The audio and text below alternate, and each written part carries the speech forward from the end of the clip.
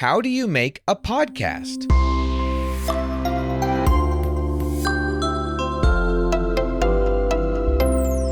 Hi, welcome to Curious Kids Every Day.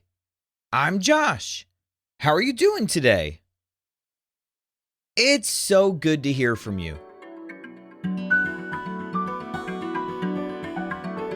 Now, today's episode is going to be a little bit different because I got a couple of emails I want to read to you. This one is from a curious kid named Sophie. Sophie wondered, how do I create a podcast that people will listen to like yours? How did you create your show?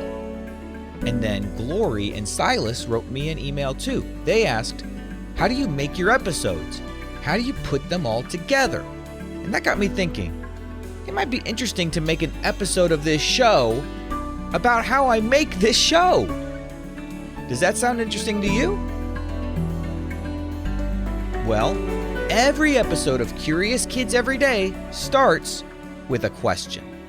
A lot of times I get these questions from my kids, but in episodes like this one, I get the questions from emails that come in from listeners like you. Once I have a question that I think will make for a good episode, I write it down on my master list. Do you know what a master list is?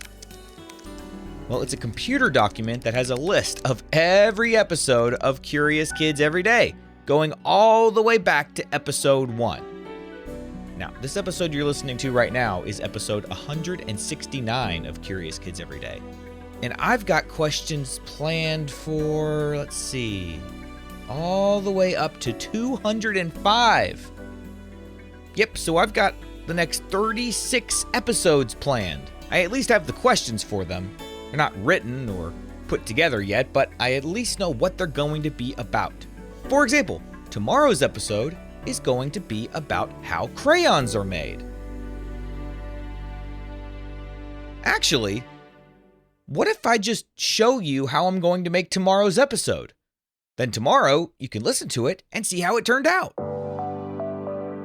Okay, so I've got my question, how are crayons made? And now I need to research so that I know the answer to that question. Sometimes I know the answer well enough to be able to explain it just on my own, like this episode. I know exactly how to make this show, so I don't have to do a lot of research to explain it. I don't have to look it up. But a lot of the time, I'm not an expert in the thing I'm talking about, so I have to do some studying. Learn about the topic, I read about it, I might watch a video that shows the process, and then I ask myself a very important question.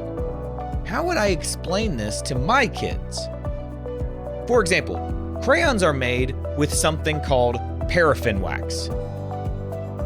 But you don't know what paraffin wax is. That's not super interesting. So I do a little more digging and discover that paraffin wax is made from crude oil. And guess what else is made from crude oil? The gas we use to drive our cars. So crayons and cars are powered using the same stuff. That's a little more interesting, isn't it?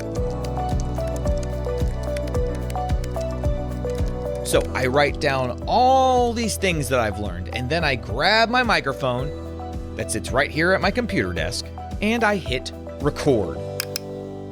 Check, check, check, testing, testing, hello, hello. How are crayons made? Hi, welcome to Curious Kids Every Day. I'm Josh. How are you doing today?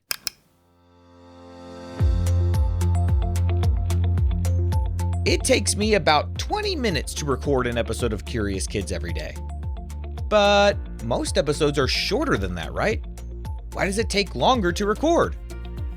Well, that's because a lot of the time, I have to stop and start over and over if I mess up what I'm trying to say. Here, listen to this. So the next time you color a picture, remember, each crayon started as a melted wax. So the next time you color a picture, remember, each crayon started out as a melted... So the next time you color a picture, remember, each crayon started out as melted wax and a tiny bit of color powder, carefully mixed, cooled, and wrapped just for you. I don't get it all right on the first try. Now, sometimes I leave those mistakes in, but sometimes, well, most of the time, I cut them out when I get into editing. And editing is my favorite part of making the show.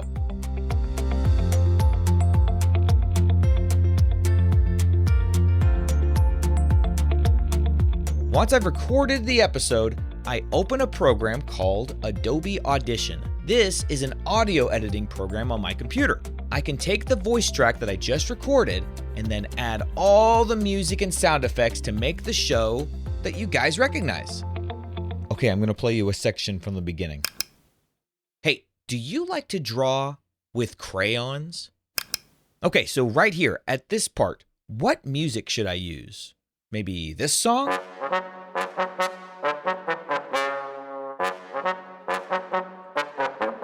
Or this song? I think that this one fits the feel a lot better. I'm going to go with this one. Oh, and if it's an episode about crayons, I'm going to need the sound effect of drawing with crayons.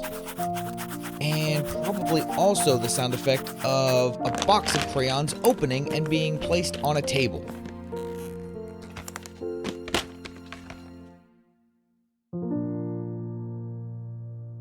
Once all the music and sound effects are placed just right, I mix down the session, which just means that I turn all of the different tracks into one file that you can play on your computer or phone or Yodo. From there, I upload the file to a service called Libsyn, and they create something called an RSS feed for me. This is a special code that can be read by different listening devices.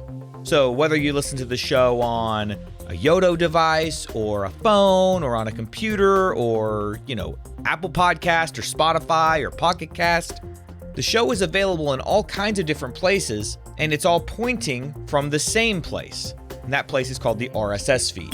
RSS stands for Really Simple Syndication. So all I do is upload the file to a website, and then they create the code that can send it out to anywhere you want to listen to the show.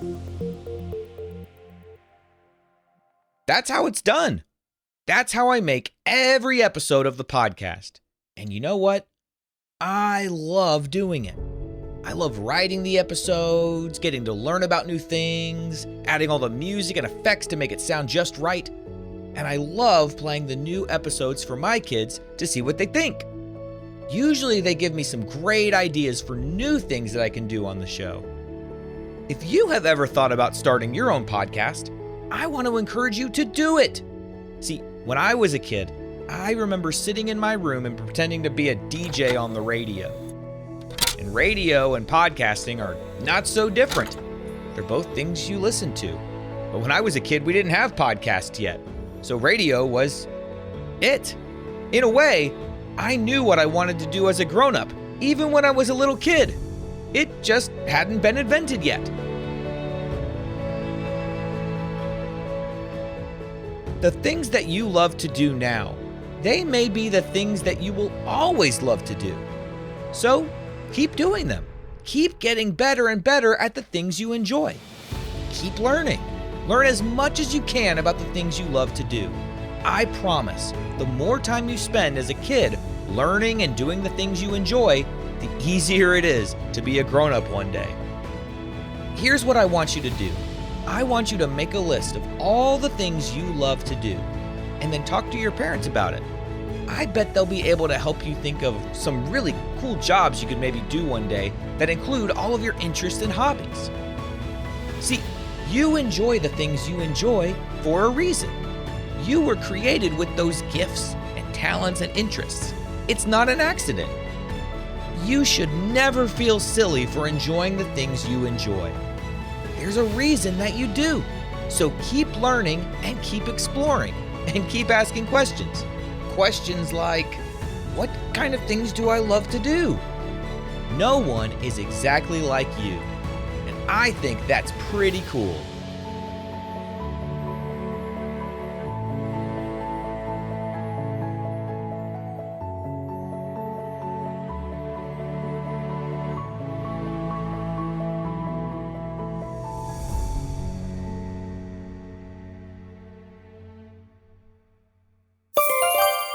Okay, let's have a quick quiz. What's the first thing every episode of Curious Kids Every Day starts with? Yep, that's right, a question. And what is the name of the computer document that has all of my episode titles? I call it the master list. All right, let's play true or false. True or false? I always get everything right on the first try when I record. I wish that were true, but it's false. I have to start and stop a lot of times. True or false? RSS stands for Really Simple Syndication. That is true. That's the code that is sent out to all the different places where you might listen to Curious Kids every day. True or false? Editing is my least favorite part of making the show. False. It's my favorite part. True or false? I only upload the podcast to Spotify. Nope. I actually upload it to a service called Libsyn, and they send it everywhere. Spotify, Apple Podcast, Pocket Cast, Yodo, wherever you want to listen. Would you rather have a podcast with 1 million listeners or a podcast that just your best friends are the audience for?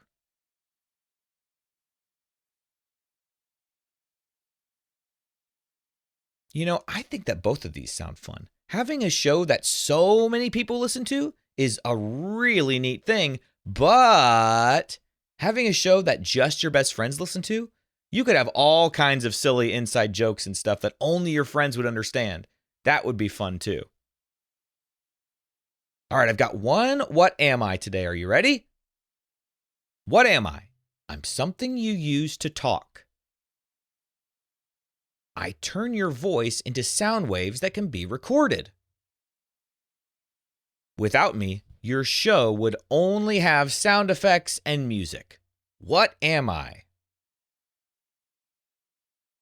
I am the microphone that you speak into. I hope you enjoyed learning how I make Curious Kids every day. I sure love making this show, and I'm grateful to you for listening to it. So to you and your family, I want to say thank you. What kind of question do you think we'll ask tomorrow on Curious Kids Every Day? Oh, wait, actually, we know exactly what I'm going to ask about tomorrow. We're going to learn about crayons. Well, I can't wait to listen to that episode, so keep asking questions and stay curious, kids. And for all the grown-ups listening, if you want to join the Curious Kids Club, go to supportcuriouskids.com. We've got activity sheets for every new episode of the show, and your child gets a shout-out on their birthday, too. That's supportcuriouskids.com. See you tomorrow when we learn about crayons.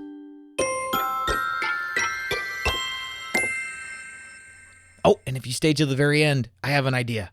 I'm going to hide this sound effect somewhere in the episode tomorrow. See if you can find it. Okay, see you tomorrow.